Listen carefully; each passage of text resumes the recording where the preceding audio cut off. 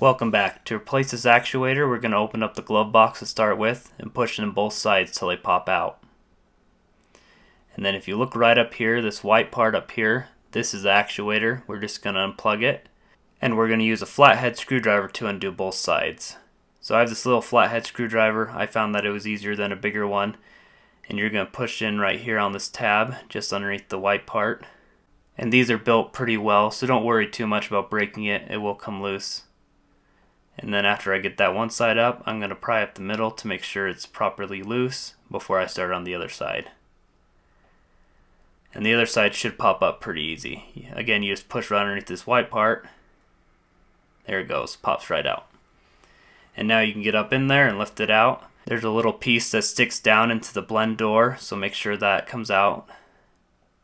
And as you can see, this is pretty dirty. It's been in there probably since the truck was brand new. So it's definitely time to replace it. Full of all sorts of gunk. And here's a new one from Amazon. I'll link to it below.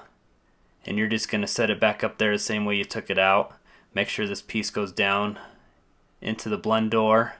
And this will be a lot easier for you. I'm trying to hold a camera while getting it in there. Right here I'll switch hands so I can get it in there better.